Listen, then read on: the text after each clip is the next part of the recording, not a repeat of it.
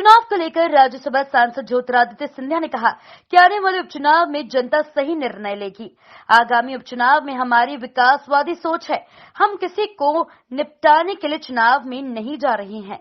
राज्यसभा सांसद ज्योतिरादित्य सिंधिया गुरुवार को ग्वालियर पहुंचे, जहां उन्होंने मीडिया से चर्चा करते हुए कमलनाथ के ग्वालियर दौरे को लेकर कहा कि हम ग्वालियर के लोग हैं और यहां के लोग अतिथि देवो भव परंपरा पर विश्वास रखते हैं।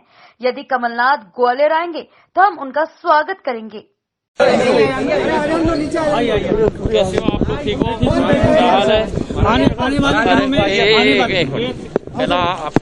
आने वाले दिनों में इसको मास्क आने वाले दिनों में अरे एक मिनट भाई मोहित, क्या है जल्दी पड़ी है यार तुमको। सर एक स्टेप और नीचे आ जाइए।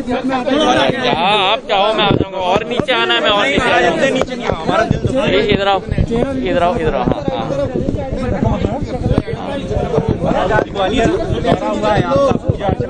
आने वाले दिनों में विधानसभा का आज ग्वालियर में हर कोई ये जानना चाह मंसूरबा रहा है गुरु का आज हमारा उर्स है। तो उसके लिए जैसे हर वर्ष में आता हूँ, मैं आज उसी के लिए आया हूँ। धार्मिक आयोजन है और पुरानी हमारी परंपरा है सांप्रदायिक सद्भाव की, उसी का एक बहुत महत्वपूर्ण एक अंग भी है। और यही है कि मंसूरबा बाबा की का आशीर्वाद समूचे क्षेत्र पर रहे। इस महामारी से जल्द निजात हम लोग साथ में मिलकर पा पाएं, और जब तक निजात न मिले तब तक हम सब सावधानी बरतें। सबसे महत्वपूर्ण है मास्क पहनना, बार बार हाथ धोना, और जितना हो सके उतना सोशल डिस्टेंसिंग बनाए रखना। मैं स्वयं भुगता हूँ, तो इसलिए आप दोनों को और आपके चैनलों के द्वारा जनता भी से निवेदन करना चाहता हूँ। अभी रास्ते में आते आते मैंने देखा कि 20-25% लोग ही मास्क पहन रहे हैं, बाकी 75% लोग सड़क पे मास्क के बिना ही घूम रहे हैं। और ये मास्क एक जीवनदायी चीज़ है, तो आप पहने रहें, क्योंकि ये प्रकोप बहुत बुरा प्रकोप है। मुझे 20 दिन लगे ठीक होने के लिए, और उसके बाद जो दुर्बलता भी शरीर में होती है बहुत भयंकर होती है। तो सावधानी हम लोग सब बरतें, यही मेरा आपके द्वारा जनता से निवेदन है। कांग्रेस से निपटने की पूरी तैयारी है इस इलेक्शन में? देखिए, हम किसी से निपटने के लिए नहीं आए हैं, ये तो कांग्रेस की विचारधारा है। हम आए हैं अंचल का विकास करने के लिए, अंचल की प्रगति करने के लिए। और जैसे हमने दिखाया है कि पिछले 5 महीने में जब कोरोना की महामारी का सामना भी हम लोग को करना पड़ा है, तभी भी हजारों करोड़ के विकास कार्य हम लोगों ने इस अंचल के लिए स्वीकृत किए हैं, जिस अंचल की उपेक्षा 15 महीनों में कांग्रेस की सरकार द्वारा की गई थी। विकास कार्य देना तो दूर, मुख्यमंत्री और कांग्रेस के बड़े नेता तो यहाँ एक बार 15 महीने में पैर भी नहीं रखा। और आज जो मुख्यमंत्री ने पिछले 4-5 महीनों में एक तरफ कोरोना से का सामना सरकार कर रही है, मुख्यमंत्री कर रहे हैं, दूसरे तरफ अब बाढ़ की समस्या आ गई है अनेक अंचलों में, तो उस समस्या से हम लोग निपट रहे हैं। तीसरी तरफ किसानों को हर संभव प्रगति मिल पाए, इसकी हमारी कोशिश है। फसल बीमा योजना की 2,900 करोड़ रुपए दिए गए हैं। अब अगले किश्त में आने वाले महीने में 4,500 करोड़ अतिरिक्त दिए जाएंगे। 35 लाख ऐसे लोग जिनको पहले राशन कार्ड की प्रणाली में रखा नहीं गया था, ऐसे 37 लाख लोगों को राशन कार्ड के द्वारा राशन, ऐतिहासिक कदम मध्य प्रदेश के लिए। 7.5 करोड़ आबादी में से आप मान लीजिए सीधे करीब 20% लोग, क्योंकि अगर 37 लाख लोगों को राशन मिलेगा, एक परिवार में आप 4 का अनुमान लगा लोगे, तो करीब 1 करोड़ 60 लोगों को राशन की उपलब्धि दी जाएगी इस योजना के तहत। तो 37 लाख लोगों को राशन दिया जाएगा सरकार के द्वारा। जहां तक ग्वालियर चंबल संभाग की बात है, अनेक विधानसभा में, हर एक विधानसभा में 100, 200, 300 करोड़ के विकास कार्य स्वीकृत हुए हैं।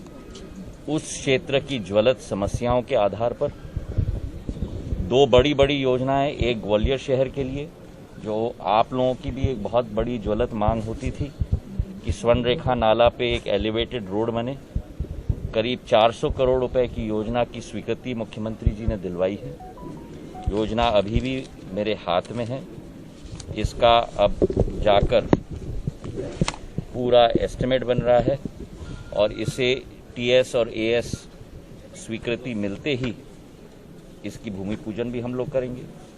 इसी के साथ नितिन गडकरी जी के साथ नरेंद्र सिंह जी और मैंने मिलके शिवराज सिंह जी के साथ एक ऐतिहासिक एक्सप्रेसवे ग्वालियर चंबल एक्सप्रेसवे, जो मेरे पूज्य पिताजी का सपना था, अटल बिहारी वाजपेयी जी की स्मृति में, जो इस अंचल के महान नेता केवल नहीं, पूर्व प्रधानमंत्री केवल नहीं, लेकिन एक विराट व्यक्तित्व के धनी, उनके स्मृति में नामांतरण किया है।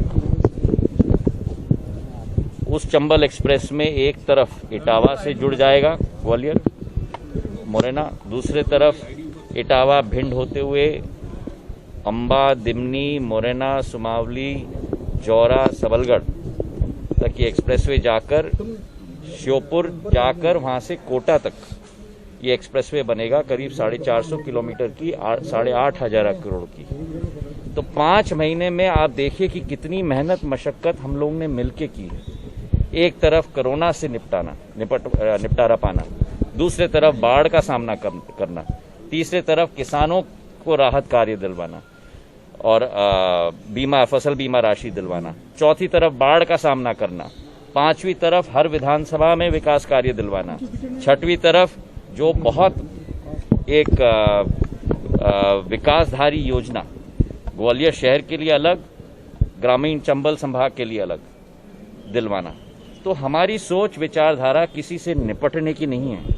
हमारी सोच विचारधारा है आपकी विकास, आपकी प्रगति, इस ग्वालियर चंबल संभाग के करीब 2.5 करोड़ लोगों का विकास और उत्थान हो पाए, ऐसी योजना के तहत। जो राशन का आपने बताया था, राशन के बारे में मध्य प्रदेश के 2 जिलों में घटिया चावल बांटने की बात सामने आई। ग्वालियर मेरा घर है, ग्वालियर आपका घर है। हम अपने घर में हर व्यक्ति का स्वागत करते हैं। हम में वो कटुता नहीं है कमलनाथ जी का कि जो ये कह रहे हैं ना, निपटाओ, ये करो, वो करो। अतिथि देवो भव, जो भी अतिथि ग्वालियर आएगा उनका स्वागत किया जाएगा और जब चुनाव का समय आएगा तो जनता उचित निर्णय लेके उन्हें यहाँ से भेजेगी। केंद्र ने रिपोर्ट भेजी चावल को लेकर। 2 जिलों में घटिया चावल की बात कही है कि 2 जिलों में घटिया चावल बांटा गया है बीजेपी की सरकार के दौरान। देखिए, जहाँ अनियमितियां होंगी, प्रजातंत्र के चौथे स्तंभ के रूप में आपकी जिम्मेदारी है उन अनियमितियों को उजागर करना, और हमारी जिम्मेदारी है कि उस पर हम लोग कार्रवाई करें और उस सिस्टम को दुरुस्त करें, और जहां गलत काम हुआ हो वहां उन लोगों को सख्त से सख्त दंड दिलवाएं। ये हमारी जिम्मेदारी है। आप अपनी जिम्मेदारी निभा रहे हो, हम अपनी जिम्मेदारी निभा रहे हैं, और साथ में मिलकर इस प्रजातंत्र को आप और हम मिलकर मजबूत कर रहे हैं। महाराज, एक आखिरी सवाल है। महाराज, राहुल गांधी ने नोटबंदी को लेकर महाराज नोटबंदी को लेकर राहुल गांधी ने प्रधानमंत्री पर कई एलिगेशन लगाए, फिर बताया पूरी तरीके से। देखिए, इस महामारी के वातावरण में जिस तरीके से प्रधानमंत्री जी के नेतृत्व में देश की एक एक जनता जनार्दन की सुरक्षा का वातावरण उन्होंने तैनात किया है। अस्पतालों में बिस्तर, अस्पतालों में प्लाज्मा, अस्पतालों में स्टेरॉइड की दवाई, अस्पतालों में रेमडेसिविर की दवाई, एक एक आधुनिक दवाइयों की स्थापना की जा रही है लोगों की जान बचाने के लिए। एक तरफ एक विकासधारी सोच है, एक सुरक्षाधारी सोच है, और दूसरे तरफ एक केवल टिप्पणी करने की सोच है। और मैं मानता हूं कि आज देश की जनता जागरूक है और एक सकारात्मक सोच के साथ जनता जुड़ी है और जुड़ी रहेगी। Thank you. विधानसभा उपचुनाव को लेकर राज्यसभा सांसद ज्योतिरादित्य सिंधिया ने कहा कि आने वाले उपचुनाव में जनता सही निर्णय लेगी। आगामी उपचुनाव में हमारी विकासवादी सोच है। हम किसी को निपटाने के लिए चुनाव में नहीं जा रहे हैं। ज्योतिरादित्य सिंधिया ने कहा है कि बीजेपी सरकार हमेशा विकास की बात करती है। यही कारण है कि जब से मध्य प्रदेश में बीजेपी की सरकार आई है, चाहे चंबल एक्सप्रेस वे प्रोजेक्ट की बात हो या ग्वालियर में एलिवेटेड सड़क बनाने की। इस तरह के तमाम बड़े प्रोजेक्ट शुरू हुए हैं और आने वाले समय में इस तरह के तमाम बड़े प्रोजेक्टों का काम चल रहा है, जो कि जल्द स्वीकृत होकर धरातल पर नजर आएंगे।